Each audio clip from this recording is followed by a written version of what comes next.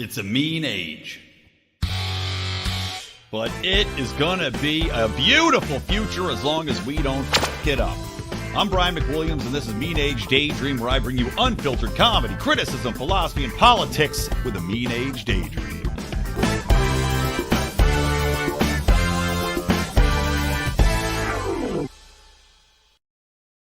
Welcome to Mean Age Daydream, everybody. It's been a hell of a day. I'll tell you about that momentarily, but before I do, I want to welcome in our guest today, a repetitive guest on the Lions of Liberty, but first time on Mean Age Daydream, Mr. John Ziegler. John, how are you doing?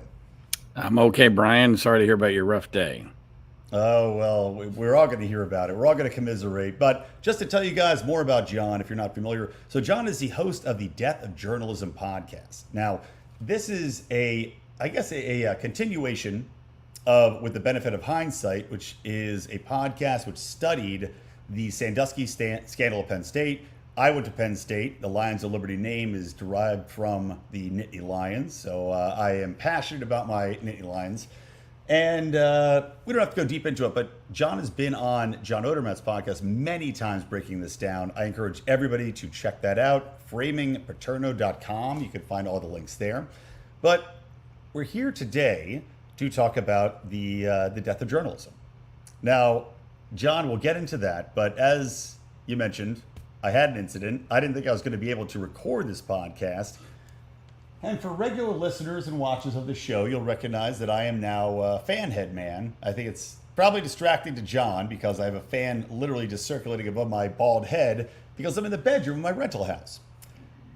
Now, we moved into this house, a hellish move because we're renovating houses. Been a nightmare. We've got a toddler and a baby.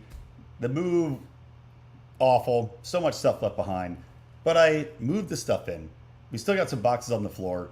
And yesterday, because my wife, the water is disgusting here, we have a refrigerator with a filter. I put in a refrigerator line. Now the refrigerator line, I think it's connected. John's already bored. Excellent. I saw I put in the refrigerator line. It's connected for 24 hours. No leaks, no problem. Refrigerator's working. This morning at 8 o'clock, I leave because I have to give the garage key to my contractors. Come back literally 30 minutes later. House is flooded. Water coming out the garage, out the front door. I walk in the house, 3 inches of water on the floor. And we deal with it. But here's the irony. Yesterday, I had emailed the water company to say, hey, switch over the water service. So they do not yet switch it over. I get an email from them after the water is turned off at 9 a.m. today that I need to provide a rental agreement. So if they had only turned the water off at 8 o'clock a.m., my house would not have flooded. Is that the height of irony, or am I just an asshole? That sucks. But you said, though, you told me the cleanup went better than you expected, though. It did, yeah. The cleanup went all right. Let me make sure, actually, just to make sure my audio is coming through okay. Oh, no, sorry. There we go. It should sound a lot better now. Apologies, everybody. I'm dealing with as we say, a jury-rigged setup here. Or jerry-rigged. Yeah, the cleanup went better. We got a sump pump, ran out, got the pump. My wife came home, shoveled, got a big broom, got the water out the door, out the garage. Now it's just sopping up the stuff that's under the floorboard. So hopes and prayers that my cleanup goes well. But regardless, thank you, John, for joining me. I'm glad we were able to make this happen. I am an avid listener of the Death of Journalism and really appreciate your point of view. So let's dive in. Tell my audience a little bit more about your journalistic background. I mean, you are a long tenured member of the media. So let's go into that and then where you found yourself and why you wanted to start the podcast. Well, I may be long tenured, but I've had mostly failures in my career. I have about as diverse a media career of anybody I know. I think that's a pretty fair assessment. I mean, I began in sports as an on-air television sportscaster in a couple of smaller markets, and then I went into talk radio. And along the way, I got back into television. I did some political polling. I did some column writing. I've done documentary films. I've traveled all over the country. I've lived almost everywhere east of the Mississippi, and then I've spent the last almost 20 years, actually 20 years now almost, here in the Los Angeles area. I moved out here to be a radio talk show host on KFI in Los Angeles, but then left there after about 4 years and have gotten away from talk radio and only gotten back into that kind of medium with podcasting. And as you've already referenced, I've done a couple different podcasts. I did a podcast called the Individual One Podcast during the Trump presidency. I'm a conservative who's anti-Trump. I'm probably the only one left in America that actually is a conservative who's anti-Trump and who never sold out my principles. That'll be. I'm with you there. So don't worry.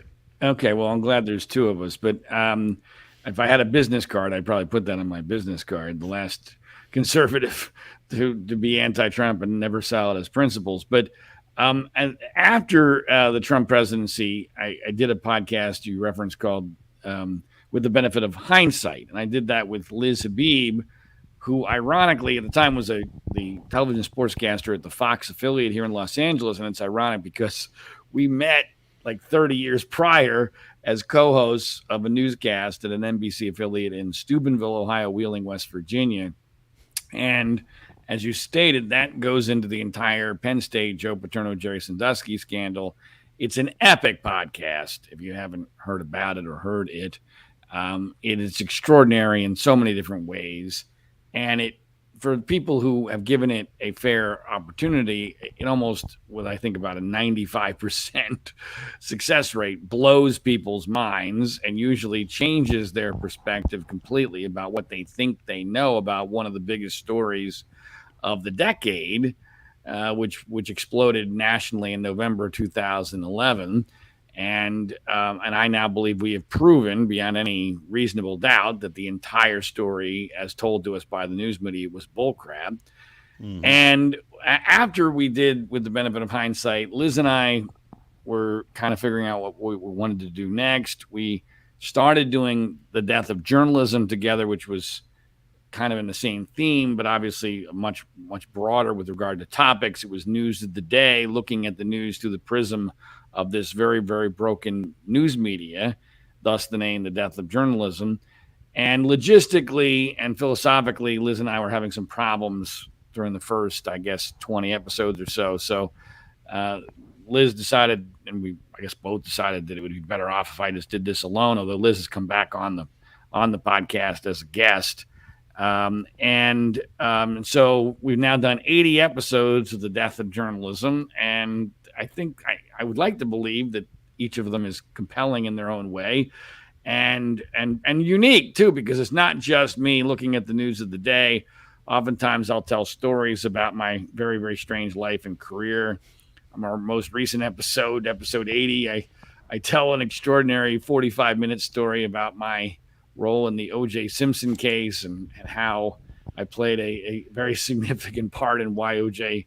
ended up going to prison in the Las Vegas heist case. It's just a remarkable story. But I've had so many strange stories in my career. I often refer to it as probably being in the top 10, maybe being in the top 5 of my personal and professional stories. But it's a doozy, and I hope people appreciate it. One I did listen to, as I mentioned, I just heard your previous episode where you talked about how you were playing. You're an avid golfer. And I'm a golfer, but not that good. But avid golfer, I watched the PGA Tour, and you said you played in an amateur, and as you had many times, and with you didn't name names, but a prominent, personality in the golf world's son who had a cheating incident. And I was listening to that story just amazed. I mean, I was shaking my head amazed at the boldness of the kid. And by the way, I support your assessment that there's something with the generation that. Well, I'll let you tell the story if you can, briefly. Well, yeah, right? I mean, I'm glad you appreciated the story, and frankly, I've probably gotten more feedback on that story than anything else I've done recently, which is kind of weird. What gets people to respond? Basically, the story is this. I'm an old fart now. I'm 56 years old, but I used to be a pretty good golfer. I played in college at Georgetown. I played in a few national amateur events, USGA and RNA.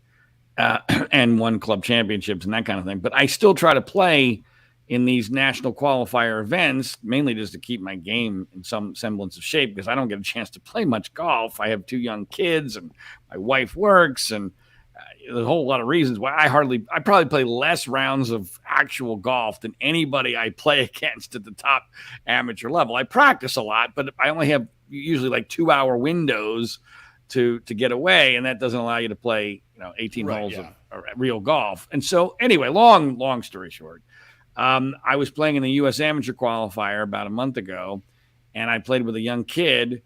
And without getting in all the details, I withdrew in the second 18. It's a 36-hole qualifier, and I had made it very clear I was likely going to withdraw in the second 18. And I thought, everything was going to be fine because I left after he wanted me to leave for some reason, which I now believe I understand why he wanted me to leave. But my intention was to play in through the 9th hole with him and then give him his scorecard and let him fall back to the group behind us, which was also a twosome. And unfortunately, we were only a twosome. You see, normally these things are in threesomes, and so no one is writing out anyone else's scorecard. In other words, each person is keeping a different person's score. So there's inherently an obstacle to cheating, right? Because you can't make any like deals like, okay, I had a par on that hole and you give me a birdie on that hole, that kind of stuff.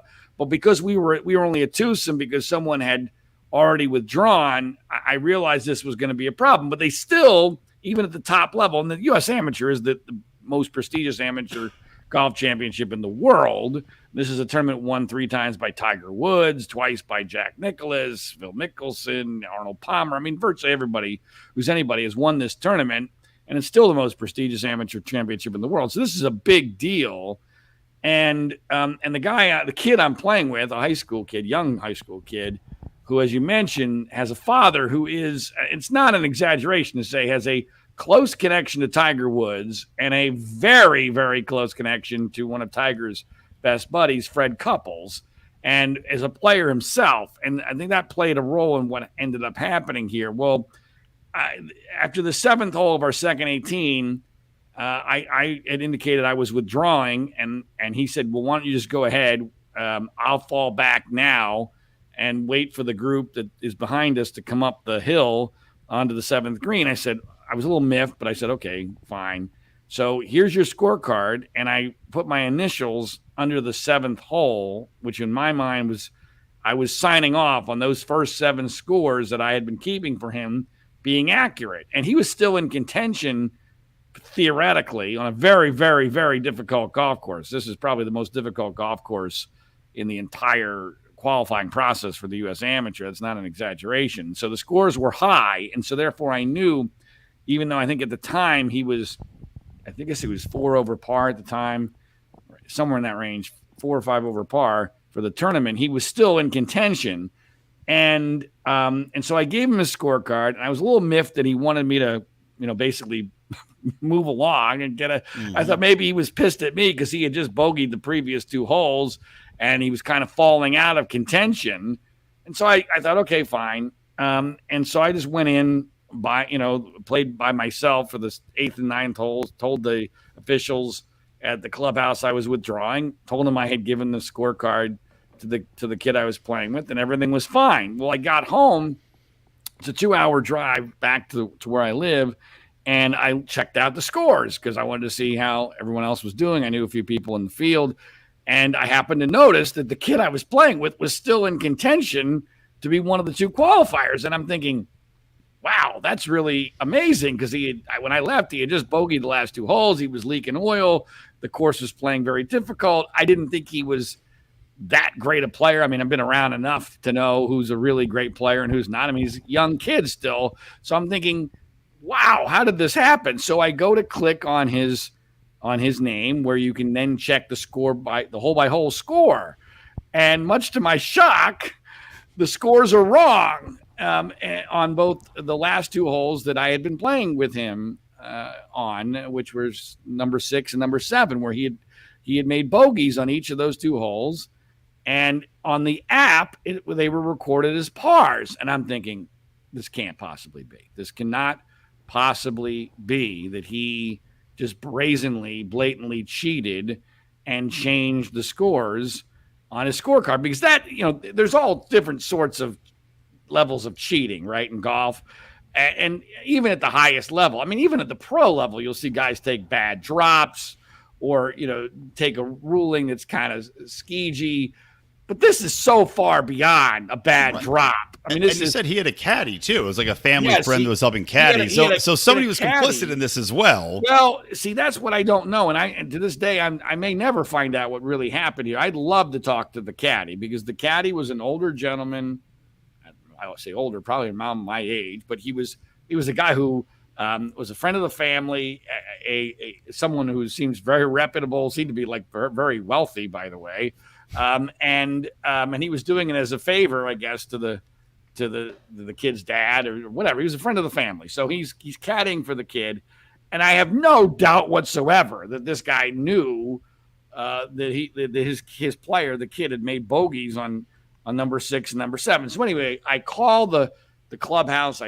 The official in charge calls me back. I explain what happened. And at this point, the kid is still in contention to either get a spot or be an alternate or be in a playoff. And I'm trying to explain to the official, I'm telling you, he made bogey on those 2 holes. I'm positive of it. Well, at that point, it was, basically he said. They apparently called the kid who was driving home. He didn't even stick around, which I thought was interesting, because he was still in contention for a playoff, and he did not stick around, which to me was a tell that there was something wrong here. Because I can tell you this: stick around to watch who's coming in, right? If granted, we were the first finishers, but I can tell you that if I finished 36 holes of qualifying in a U.S. Amateur and my score had any chance at all of being in a playoff for anything, an alternate spot or whatever, I'm sticking around. I mean, unless there's got to be something really important going on. But heck, that might be a generational thing. I don't know. But when they called and asked him about my allegation, he completely lied and said, no, I made pars on those 2 holes. He basically concocted that he had made 2 putts that he had missed. And I'm thinking, this can't be. This is against everything that I've ever experienced or heard of or thought of in the game of golf, especially from this is a top amateur event, USGA, SCGA organization, from a kid. This kid is well known, not just because of his dad. Texas Tech's head golf coach was following us around recruiting for a few holes, and so this was just beyond stunning to me. And I also thought, okay, well, I was actually a little bit fearful for the kid himself at first, because I'm thinking the SCGA, the Southern California Golf Association, is going to come down on him like a ton of bricks. Well, and maybe ruin his entire career, his reputation. I mean, because if it gets known in the golf world that you're this brazen a cheater, I mean, you're basically done, at least in the olden days. That's the way it would be. I mean, Vijay Singh, non-golf fans probably don't know this. Vijay Singh got caught cheating 1 million years ago on a minor tour, and to this day there are still people that talk about it. He's almost 60 years old. I didn't know. I know who BJ is. I didn't even know that. But wow. And well, it happened a bazillion years ago. But I mean, it was just one episode that was somewhat similar to this. And anyway, the point of all this is, it took forever for the SCGA. It took weeks for the SCGA to finally act. We had a conference call with the top official and the guy who was the local official there. They sent me the scorecard. Now, this was the funniest part of the whole thing. They sent me the scorecard because they wanted my evaluation of the actual scorecard. And when I got a picture of the scorecard, I'm like, oh my God, I cannot believe not only is this kid this brazen, but he's this stupid. I mean, he had erased my numbers on number 6 and number 7, not even very well. But then he replaced and I had written in a 6 and a 5 on those 2 holes because they were both bogeys. And then he had written in his own handwriting a 5 and a 4. And the biggest problem was that on number 7, he erased my 5, replaced it with a 4, but he rates the 4 with the triangle at the top of the 4. And I don't I don't write a 4 like that. And you can see it elsewhere in the scorecard as clear as day that I write a 4 with the right angles.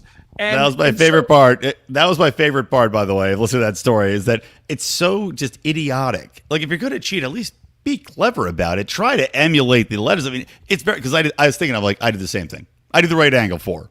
It's such a distinctly different motion that would be a red flag. This is 100% a fraud. These scores don't count, and yet somehow you had to keep going. Well, I believe it's my guess because they stopped communicating with me because I got rather snippy with the SCGA about their lack of action, and I basically, for lack of a better term, I threatened them because I had gone to a golf reporter who was interested in the story, who kind of specializes in these kinds of stories, and I basically said, look, if you guys don't do something, this is going to turn out way worse for the kid, way worse for the dad, way worse for everybody, because this has all the makings of a significant, it wasn't going to be a massive golf story, but I firmly believe it would have made waves in the golf world, especially once the dad's identity was revealed in this story. And so finally they did disqualify him. If you go to the scoreboard, he's no longer listed as tied as an alternate.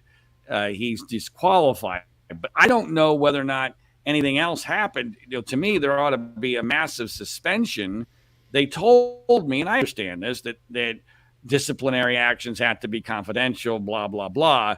But I don't have any confidence based upon what I went through that anything else was done. And I have to say, maybe the most disappointing part of the story, Brian, I don't know if you agreed with it. Obviously, you listened to it on the podcast.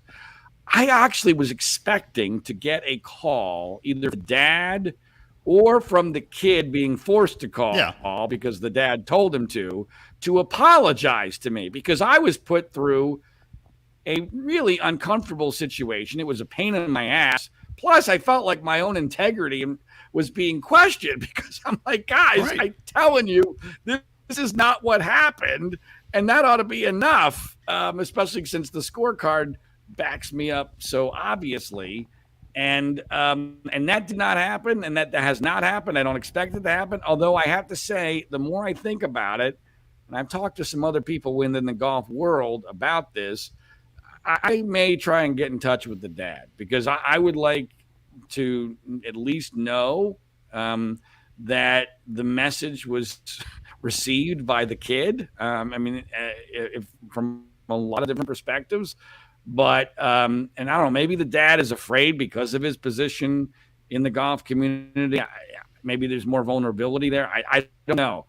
My fear is that either the dad doesn't even know or that this is all being portrayed as not a big deal. To me, it's a big deal. And my major reason for telling the story was I do think there's something broken in our society. For this to happen in golf at this level, this brazenly, I just do not believe this is something that would have happened under the same circumstances in a previous generation. I don't believe it, based upon, having played tournament golf now for, over 40 years. I just don't believe it. And if it's happening in golf, then it's happening elsewhere in society. And I think we have a problem. Yeah, I agree. I was shocked that you didn't hear, I thought, if nothing else, from the father, especially if he's a prominent person in the golf media or golf world, I should say.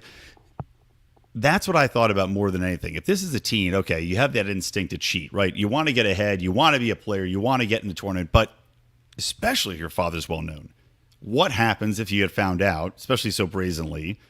And to not have that self-awareness is astounding. And to think about the implications of that, the honor loss for your family, the just the act of disrespecting the game. And like you said, golf is a game of respect. You have to trust people implicitly to keep their score, because you can't keep your eye on them all the time, So, Yeah, I was shocked, John. I'd be curious to see if you hear back. I was astounded the father did not reach out to you. Do you think I should try? You think I should try to track down the dad? I think, honestly, I think so. Yeah, I think I can do it fairly easily. I know what country club the dad and the kid belong to. I know one of the jobs the dad has. There are ways I think I can I can get in touch. And I'm debating it because I don't want. I honestly don't want to harm the kid worse than but I want to make sure he's learned a lesson. See, that's the part that Right. I don't have any evidence that there's been any lesson here, or any punishment. And Well, how old's the father? I know we're getting so off topic now, but how old's the father? Because he's actually not very old. The kid is, like I said, a young high schooler, and in fact, we joked about that during the round, about how young his dad was. That both his parents. By the way, I didn't even mention this in the podcast. Both his parents are prominent athletes, not like super prominent, but they have had high success in athletics at very high levels of sports.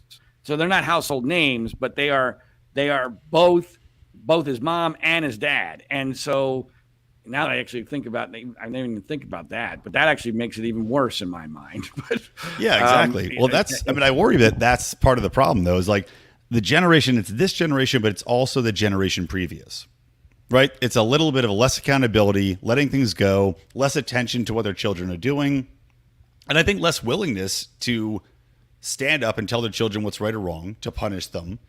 And that's a problem. I mean, it's also, I've theorized on this before. Hey, look, yeah, go ahead. As a dad of two young daughters, I confess, there's no question that I'm way softer on my kids than my parents were on me. And I mean, I'm an older dad as opposed to a younger dad. So, I'm not as guilty as some other people, but I agree that this is a problem. And I think there's a lot of reasons why it's happened. I mean, I think the whole idea of being your kid's friend became very popular, and I think that was, I mean, it was well-intentioned, I think, largely, but it was also selfish and short-sighted. And I also, this gets kind of deep. I'm sure you didn't even expect to get into this, but maybe I'm way overthinking this, but I think that we have had a sea change in our culture as to when the prime of life is. I think when I was younger, as I said, I'm 56, prime of life was supposed to be probably in your 40s, 50s, 60s, or your golden years. Now it's when you're a child. And I think that we as a society are doing everything we can to enhance the childhood experience, continue it as long as we can, because we know how much things suck once you become an adult. And I think part of that is being soft and easy on your kids, because you want them to have fun, you want them to like you, you want to have great memories, you don't want to, you don't want to ostracize anybody. I mean, that's just, that might be digging too deeply into this, but no, I don't think so. There's a lot of this going. Well, what's kind of interesting, and hopefully I'm coming through clear. I don't know, you're breaking up a little bit on me, but it's still okay. And God knows I just moved into this rental house, so it may be my internet. But I think you're also keying on something that's interesting in our current environment of, we want to have people, we want to give children this opportunity to be kids, right? And I've seen schools where, example, my little brother, my wife has a very younger brother. He went to a school in Venice, California, very hippie, as you know, living in LA, that literally did not have grades. And after a few years, he didn't know how to read. And they were saying, oh, it's a learning disability. No, they just never taught him to read. And they never tested him, so they didn't know. I mean, that's the environment we're living in. But at the same time, it's kind of funny, the juxtaposition of, we're trying to let kids be kids, but at the same time, you have this push to inundate them with information that they probably are not ready for, right? From the left wing, like, about sexuality, about gender transitions. So while I agree with you that we're giving kids kind of more leeway and you don't want to come down on them, we're also giving them way too much information than they need, both of which I blame the left for. Well, I understand where you're coming from. I mean, there's no question that the childhood experience, and I guess I'm using a broad definition of childhood here. The definition, the childhood experience has dramatically changed in the last generation or two. I mean, dramatically. And there's some positives of that. It's probably a heck of a lot more fun to be a kid today than it ever has been.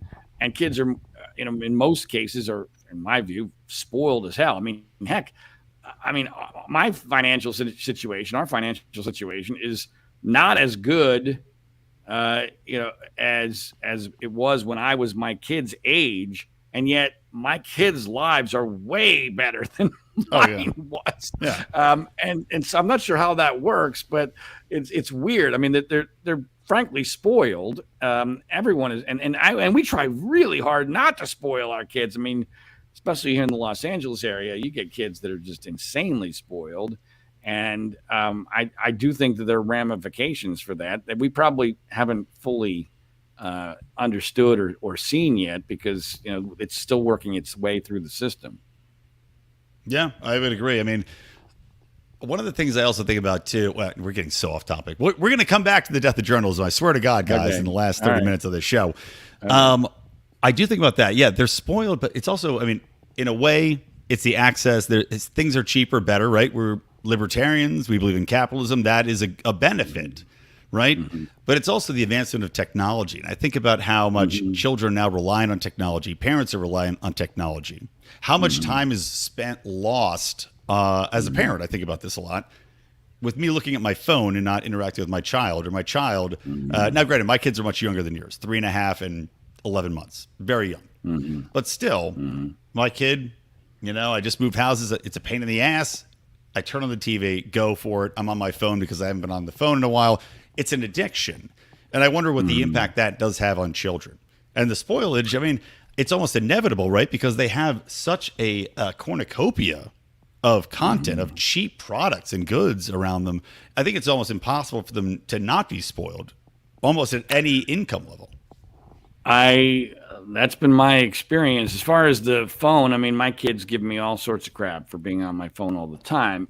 They don't understand that it's a huge part of what I'm doing for work. They don't get that. And then, of course, there's also hypocrisy, because if they hear a TikTok video that catches their ear, they're on it like crack cocaine over my shoulder, which drives me crazy.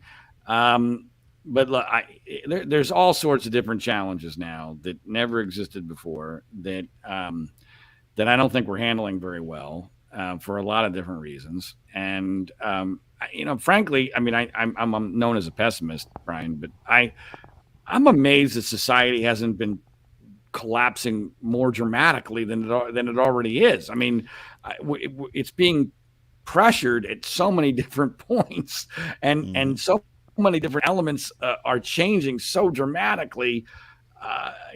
Maybe I don't know. I mean, I'm kind of amazed that we're doing as well in some ways that we are, because I keep waiting for the whole thing to collapse on itself. I mean, I'm talking about all of society. I mean, yeah. we can't even determine what the hell a man or a woman is, for God's sake. We're back to square one, beyond square one, when it comes to how we form the rules for society. I mean, there's, we got the spoiled kid issue. We've got a dramatic change in the nature of the relationship between men and women, especially vis-a-vis the marriage contract. I mean, the marriage contract has gone from, in basically 2 or 3 generations, being very much favoring the man to now very much favoring the woman. You've got, and taking it out of marriage. I think that there's, based upon what I see on TikTok and other places, I mean, there's a war going on, because social media has completely changed the mating situation. I'm amazed anyone's getting married or having kids anymore. I mean, I know. And there's you saw, I think, Mia Khalifa, who not that I would believe a porn star as far as her opinion on marriage, but she recently came out talking about how marriage was the worst thing in the world and coming out against it, and that went viral. But so this might be an interesting segue into the death of journalism, though, because for a long time, journalism, fairly or unfairly, was viewed as where we would go for expert opinions, and the expert class has obviously been eroded over COVID, rightly so. But also, I think for people to find something of a communal agreement And I think that we've seen over the last few years that that's fallen apart. So, what's your opinion on the death of journalism?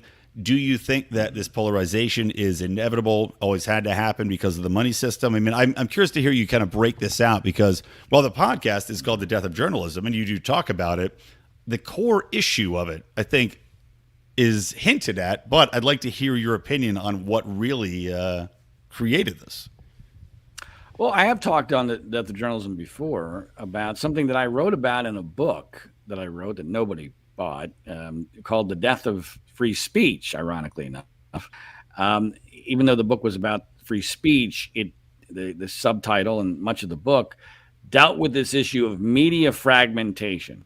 And I have to say, I've made a lot of good predictions in my career. I made some bad predictions in my career, but I think my prediction rate is way above average and might be about as good as anybody I know of. But I think my best prediction ever was in that 2005 book, The Death of Free Speech, because the entire premise of the book was, and that was, remember, this is 2005. I wrote it mostly 2004.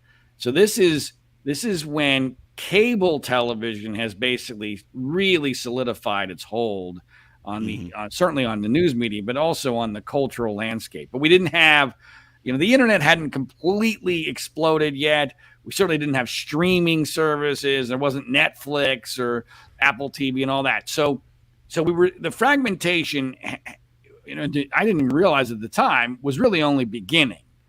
But what was happening at that moment with the fragmentation was that the business model for the news media and for media companies in general was starting to break.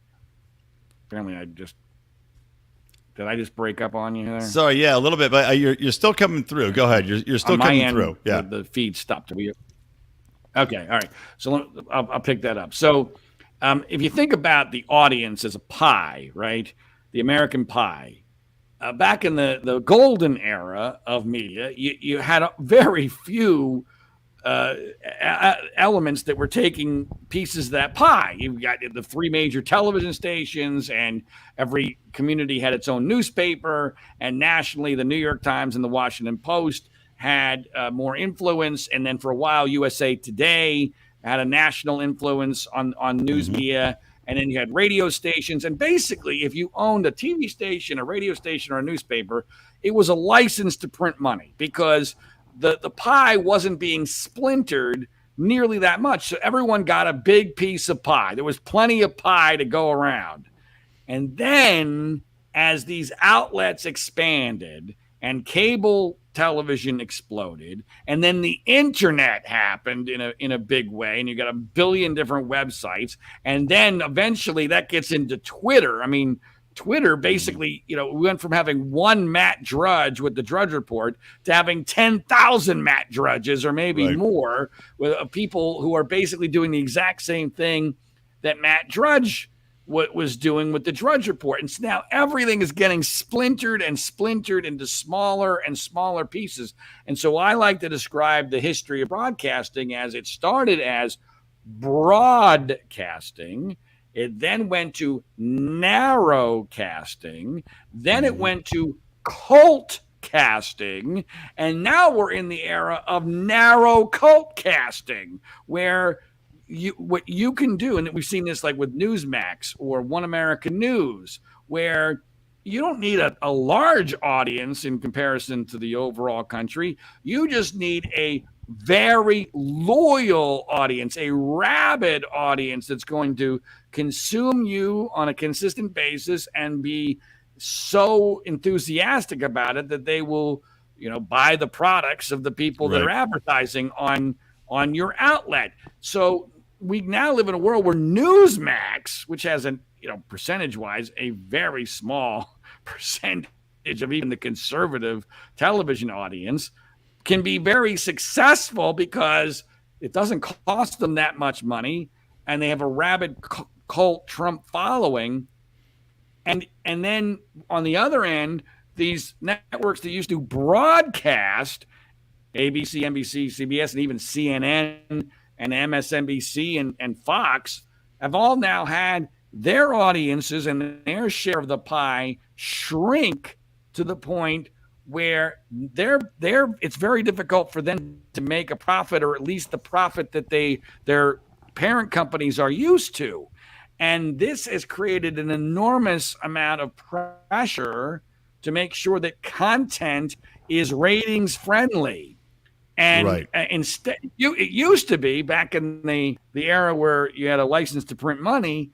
Look, I'm not someone that looks at the past with rose-colored glasses. There were always problems, okay? But in general, it's not hyperbole to say that it used to be that the news department at an outlet or an organization could do almost anything they wanted to. They didn't worry about whether or not it was going to be popular. By the way, they didn't have overnight television ratings, so they didn't even know whether or not what they were doing was popular. They just did what they thought was important, or it was a good story. And by the way, they had the resources to send multiple reporters out investigating a story that may never see the light of day. I mean, it was not unusual to have somebody in a news department, especially in the major newspapers, to work on a story for months and then come back and go, yeah, there was no real story here. We couldn't come up with anything. And then they not only don't get fired, they go, okay, well, good job. Then find something else you're going to do for the next couple of months. I mean, that was the normal modus operandi. Today, it's the exact opposite, where you have to, you go and chase traffic on the internet all day long. You cannot possibly spend a dime on anything that's not going to be a sure bet. And stories that are unpopular, even if they're important, even if they're amazing stories, like, for instance, the Penn State Jerry Sandusky contrarian view. I mean, the real story, as I've documented and with the benefit of hindsight, is an amazing story. And we've had numerous situations where mainstream outlets have put their toe in that story and have convinced themselves that they're going to tell that story.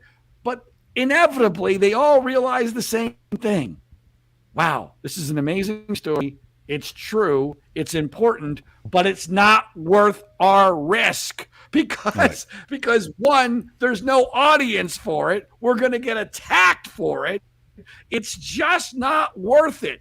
In the old media environment, this story would have been told properly years ago because somebody would have said, you know what? I don't care what kind of criticism we're going to get.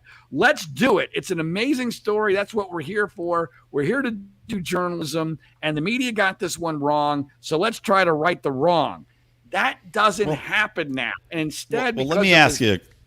I'm sorry, go ahead. Right. So I think you actually were going to go into what I was going to say. I would say, and I worked in public relations for about 20 years. Pardon me.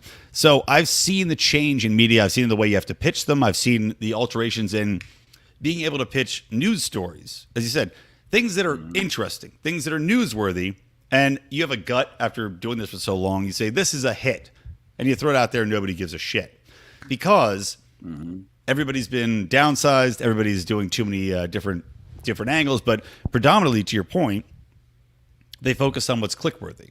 Now, to circle back to politics, I definitely think, and I've seen the change since the Trump presidency. Now, the downsizing of staffs had already been happening. That just is a part of the model, right? But do you think it's been accelerated in the death of media because people now have seen the acceleration of the media? The left-wing bias is exposed. And now these online sources have become so much more palatable, so much more interesting, so much more trustworthy than the news media. And is that leading to the downfall? Well, there's something to that. I think there's a symbiotic relationship between the death of journalism and the emergence of Donald Trump, and then Donald Trump and the further death of journalism. His presence has exacerbated and accelerated all the things that were happening before him. And, I'm somebody who I hate Trump, but I do think he has some level of genius. I've never been sure how much of it is conscious and how much of it is luck. but he is a savant of sorts when it comes to the media. And I think he understood that the right-wing media in 2015 was ripe for hostile takeover. I think he saw the weaknesses. He saw the vulnerability. He saw that the business models were breaking and that he was going to provide the right-wing media with something they desperately needed, content and ratings and something new and exciting. And I think it worked out even better than he ever imagined. I don't think he realized that the mainstream news media would be so desperate as to also hype the hell out of Trump in 2015, making it very easy for him to win the nomination. And then once Trump wins, there is a forever split now in the media. I mean, people, I think, probably forget that, yes, there was CNN and MSNBC and Fox, but occasionally they would all report basically the same way on stories, especially that were not overtly political. Today, you watch those three networks, and it's like you're in completely different worlds, worlds. And it's largely because of Trump. And Trump has created on the right, I believe, a mythology about what is real and true that has now made it almost impossible to defeat him because we're now so steeped in conspiracy theories, and that every conspiracy theory that you buy makes it easier to buy the next one. And he is, again, I can never tell for sure what's on purpose and what's by luck, but he has created a media environment where the left-wing media is completely neutralized because no one on the right believes a goddamn thing the left-wing media says, especially about Trump. And he has co-opted the right-wing media because everyone in the right-wing media is terrified of attacking him because you'll piss off your best customers. So what ends up happening, we saw, by the way, in that Tucker Carlson hosted symposium, I don't know what you'd call it. He did a Q&A with several of the Republican candidates. Right. No one attacked Trump. I was shocked. I mean, honestly, I was blown away that nobody took that opportunity. Why were you shocked? I literally thought this is the perfect opportunity to go after the man. And I know you're laughing. I know you were right, John. You were right in that nobody has the balls to do it because they're scared of antagonizing the base. But still, I mean, I just was amazed that nobody even took a little pot shot. Wait till you see the Republican debate next week without Trump there, when everyone gets asked about the Trump indictments. And other than Chris Christie and maybe Asa Hutchinson, if he's there, everyone else is going to basically sound like a Trump campaign surrogate because they all know that in order to be eligible to win the nomination, you have to buy into this mythology that Trump has created and Trump media has amplified. And a huge part of that mythology is that the 2020 election was at best not right, and at worst completely rigged and fixed and stolen, none of which is true, but that's the world we now live in. Well, let me ask you this. So getting back to the overall concept of death of journalism, and I'll have to have you back on to dive into this more deeply because we went off on all sorts of different tangents, and hopefully I'm in a better situation when we talk next time. But is there any hope for the news media that you see? Or is it just going to continuously spiral downward? Boy, I mean, since you listen to my podcast, you know that I have this battle between being perceived as a pessimist and thinking of myself as an optimist, because I actually think of myself as a delusional optimist at times, because that's the only time I'm ever wrong is when I'm optimistic. I mean, if someone says to me, John, you're being too pessimistic, I go, thank you for confirming that I'm probably right about this, because that's the way things work out. And I would say that I've thought for many years that the only way we can possibly save journalism is for there to be an economic catastrophe within the media and get rid of a lot of this fragmentation. I don't want that because that would be obviously very, very painful. And so, because this began with economics, to me, it has to end or be fixed with economics. The economics of this have to somehow get realigned, something close to what they used to be. On a more practical basis, I I'm a little hesitant because I'm not sure what I'm really allowed or should be saying about this, but I'm going to give you a little tease. Okay. I think that I think in a few weeks or maybe a couple months from now, you may be going back to this clip and going, aha, what was John talking about here? I think that there is a chance that CNN is about to do some really interesting things that could theoretically save journalism. See, I would have thought that, and from the previous head of CNN, who now has been let go, he was trying to bring it back to center. Chris Lick. Right. Chris Lick, thank you. Right. But it didn't seem to work, and CNN seems to have gone back to being very left. They have now been just campaigning for the climate nonstop on their Twitter feed and in many reports. So it seems like they've embraced lefthood once again. So I'm very interested to see, and I know you've got inside knowledge, but I hope you're right. Look, CNN used to be where I would go for middle of the road reporting, right? I mean, that's where I would go. I trust them the most. I could be wrong. I'm just telling you that based upon what I'm hearing, I might be right. Well, then, we've got a deep philosophical statement from John Ziegler. Oh, God. All right. Interesting. Interesting if true. All right. Well, John, let's talk just a couple more minutes then. I hope you're right about CNN. But we're talking about politicization. We're talking about like the BBC, CNN to the world, the BBC have lost their position as the arbiters of centric truth. And I would argue that also Reuters and AP, and I've seen this firsthand since Donald Trump, in the way that articles are written. For example, the Associated Press used to report on presidential matters in a de facto way of, this happened, the president said this thing.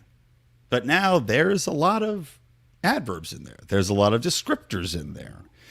I find the same thing with CNN and the BBC and all of these other journalistic outlets.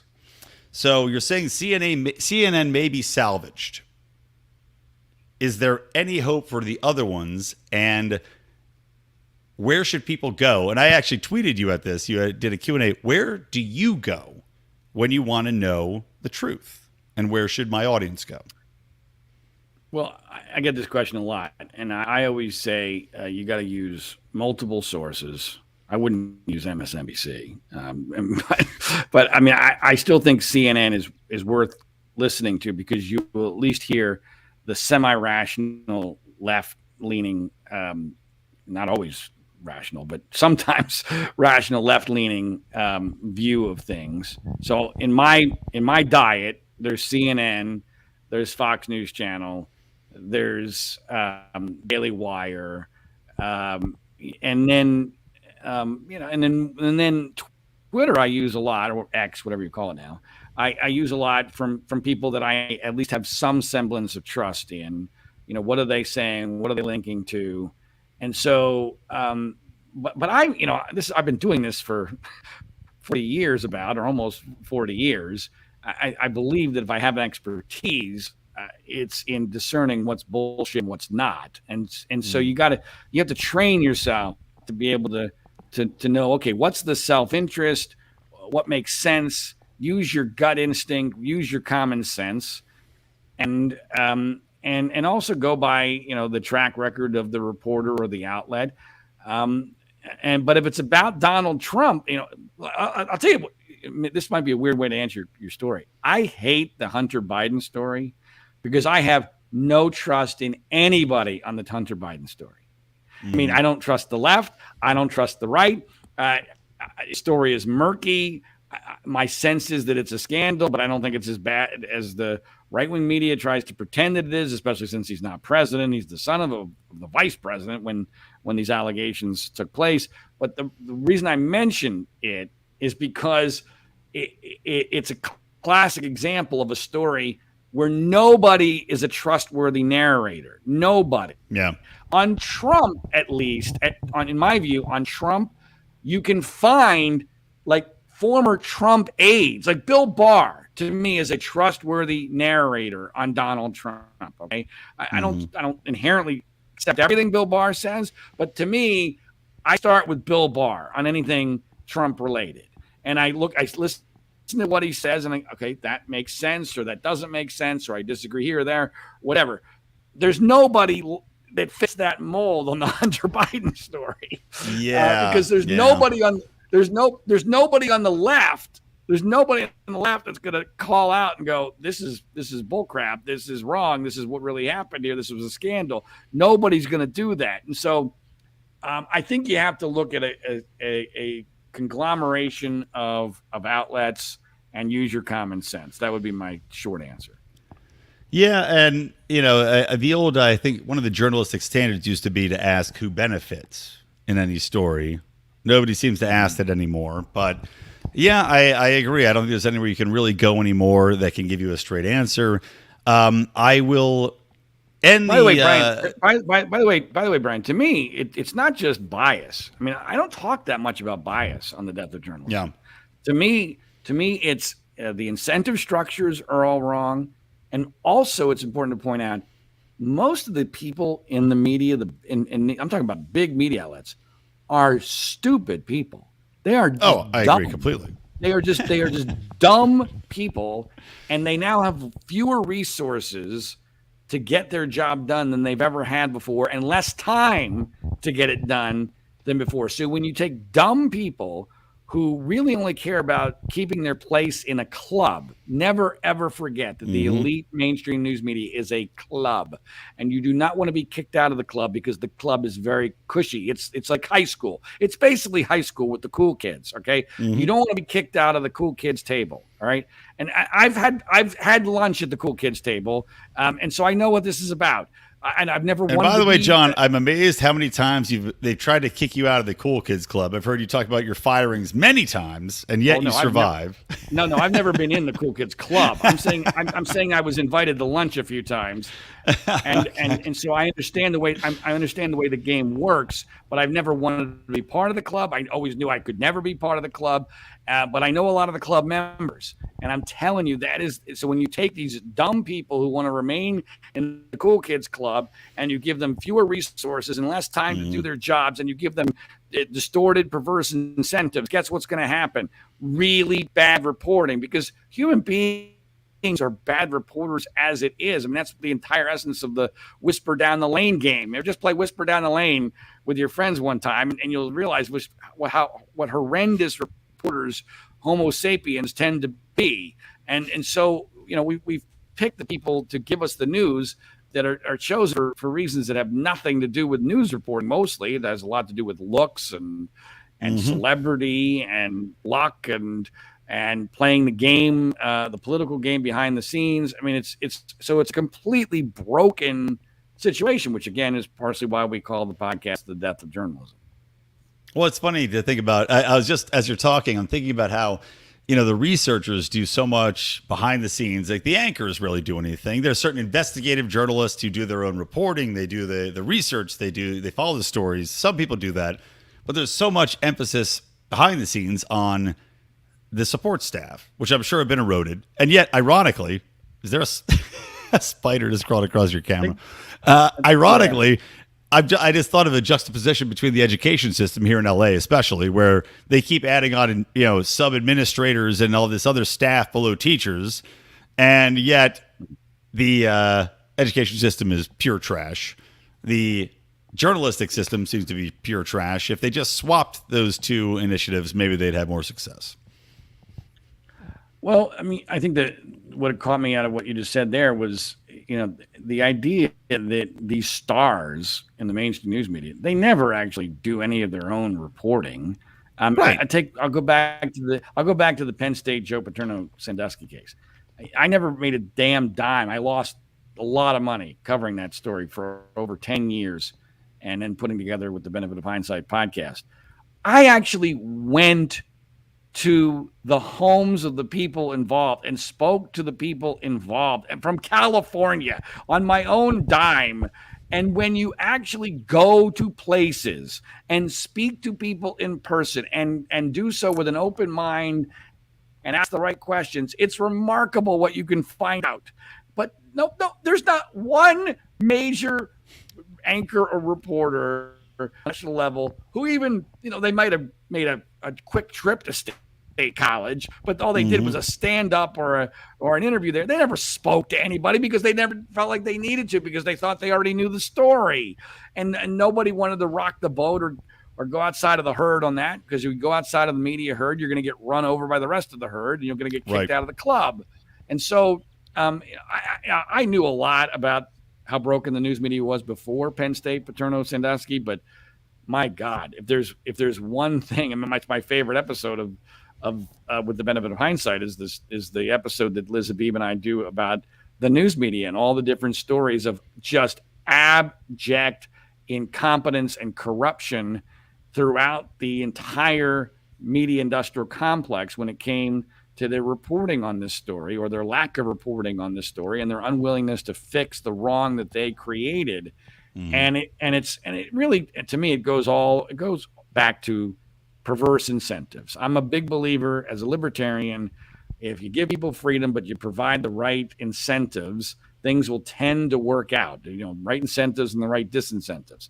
Well, all the incentives and disincentives when it comes to the major media are completely wrong and completely perverse and completely broken, especially on a story like Penn State, Paterno, Sandusky, but on others. Like, we see it all the time now. I mean, almost every story on race gets completely butchered because the incentive structure is all wrong.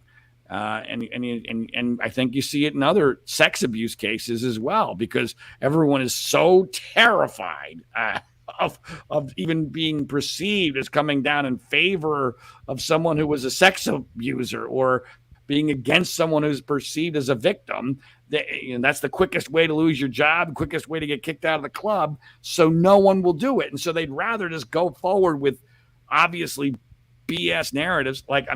What almost happened to Brett Kavanaugh was unbelievable. Oh, yeah. That was outrageous and comprehend. There's no chance that Blasey Ford's story was even remotely true, and it almost knocked out a Supreme Court justice, at the very last second. And if I got to give Donald Trump credit for that. If it wasn't for Donald Trump, it would have. But that's just one of many, many examples. Well, I think that's where, just to kind of sum this interview up, I think that's where the bias does come into play, though, is what the media decides to push back against, what they decide to give credence. And you've talked about this before. It's not just what's reported, it's what's amplified. And the amplification of the Brett Kavanaugh allegations, the amplification of some of these, race stories, that's what really drives it home. And the fact that the media is complicit, Hunter Biden, even though the Hunter Biden scandal, as far as involvement in Burisma with Joe Biden, the laptop, the amplification of the narrative that was Russian disinformation, which is total nonsense. That's really what the killer is, and that's where the bias really shows itself more than any other example. Yeah, for the record, my phrase is, it's not what gets reported anymore, it's what gets repeated that matters. And that gives the news media an incredible amount of leeway and power, because they can always say, well, we reported this thing one time at the bottom of our website, or for 15 seconds on a 24-hour news station. And so therefore you can't claim we didn't report it. Well, no, it's what gets repeated that matters. And we saw it again, going back to Penn State, Paterno, Sandusky. That was repeated and repeated and repeated and repeated to the point where no one even bothered to question the narrative, which turned out, in my view of many other people now, to be completely and totally wrong. And so, that definitely is bias. Look what's happening right now with, and I want to make clear, I don't blame Joe Biden for what happened in Maui. But if you compare the media coverage of how soft they're going on Biden's reaction to this, and compare it to what they did to George Bush with Katrina, my God, if you lived through that, that was, night and day difference. Yeah. And it's all because, Bush is a Republican and Biden's a Democrat. It's obvious. Yeah. And Biden literally, refusing to answer questions about it, just walking away. And it's a different experience. But John, I'm going to wrap this up. We could talk a lot more, but I've got more work to do cleaning up this water before my family gets home. And again, I apologize for my fan head here if you're watching the video and this impromptu setup here. But I appreciate your time. We'll definitely talk again. John, you can be found at framingpaterno.com. You can be found at Zygmunt Freud on Twitter, right? Am I remembering that correctly? And of course, you can also. And also the Death of Journalism podcast. Yeah, Sorry, the Death of Journalism podcast. The Death of Journalism podcast and my Twitter feed, Zygmunt Freud, are probably the two best places to keep up with what I'm doing on a daily basis.